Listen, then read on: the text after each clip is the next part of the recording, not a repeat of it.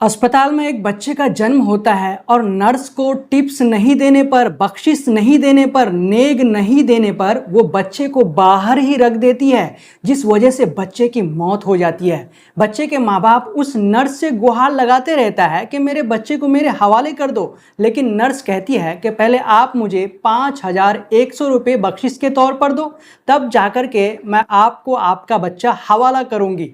इसके चलते उस नर्स और उस माता पिता के बीच में 40 मिनट तक बहस होती है और अंत में वो नर्स को पैसे दे देती है, लेकिन तब तक बहुत देर हो चुका होता है और बच्चे की मौत हो जाती है। तो ज़रा सोचो दोस्तों, नर्स की लापरवाही ने एक नवजात बच्चे की जान ले ली।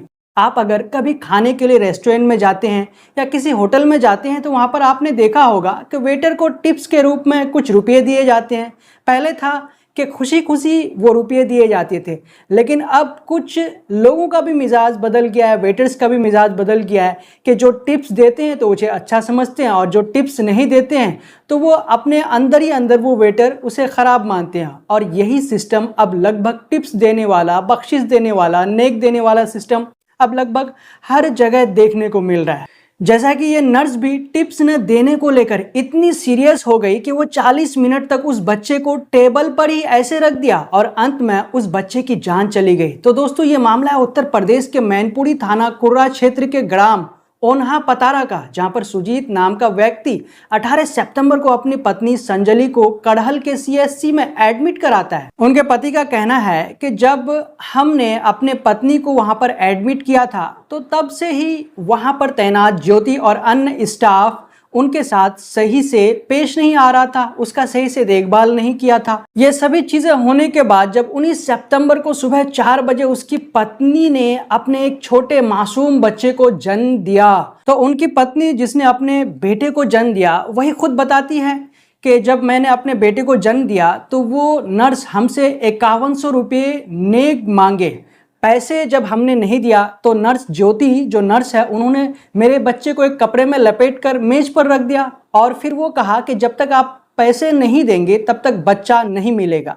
और अंत में जब वो माँ बाप मजबूर हो गए, उनकी पत्नी, उनके पति अपने बच्चे को लेकर के मजबूर हो गए, तो उन्होंने मिला जुला करके उस नर्स को 5100 रुपये शायद के दिए, लेकिन तब तक 40 मिनट देर हो चुकी थी। जब वो बच्चे उनके हवाले किया उनके माता पिता के, तो उनको कुछ दिखा कि बच्चे के साथ कुछ अजीब हो गया, तो फिर वहाँ के स्टाफ को ही उन्होंने इन्फॉर्म किया। तो उसके स्टाफ ने क्या किया कि उस बच्चे को फ़ौरन सैफई जो हॉस्पिटल है वहाँ पे रिफ़र कर दिया।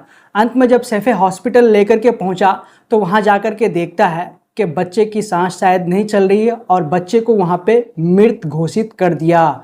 इसके बाद वो जो माता पिता है, उन माता पिता ने मेडिकल टीम को, वहाँ के लोगों को इन्फॉर्म किया और जब इसकी जांच पड़ताल की गई, इसका सारा जो ब्यौरा लिया गया, तो जाकर के मालूम चला कि इसमें वो नर्स दोषी है।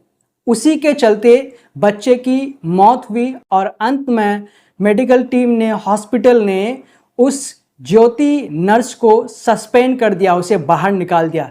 लेकिन दोस्तों, वो बच्चे की जान चली गई, वो बच्चा नहीं रहा। बस नर्स की इसी लापरवाही के वजह से वो माता पिता अपने छोटे मासूम बच्चे को, जो अभी कुछ ही घंटे हुए थे पैदा होने को, उस बच्चे को वो खो दिए इस नर्स की लापरवाही की वजह से। तो दोस्तों, इसमें आप सबसे ज़्यादा कसूरवार किसे मानते हैं? उस नर्स को आप कसूरवार मानते हैं या फिर उस हॉस्पिटल को आप कसूरवार मानते हैं कि उस हॉस्पिटल ने अपना सही से रूल्स एंड रेगुलेशन नहीं बनाया, जहाँ पे नर्स चोरी छुपे या फिर इस तरह से काम किया करता? या फिर आप वहाँ के प्रशासन को, जो सरकार है, उत्तर प्रदेश की सरकार, आप उसको जिम्मेदार ठहरा रहे हैं? क्योंकि इस तरह की जो घटना हुई, तो अगर शायद के वहाँ पे सख्त कानून होता सरकार के तरफ से या हॉस्पिटल के तरफ से, तो वो बच्चे की मौत नहीं होती। फिलहाल इस खबर में इतना ही। जब तक के लिए हम आपसे लेते हैं इजाज़त। अगर आपने अब तक हमारे चैनल द ट्विस्ट को सब्सक्राइब नहीं किया है तो प्लीज़ सब्सक्राइब कर दें और साथ में बेल आइकन को दबा दें। जय हिंद, जय भारत।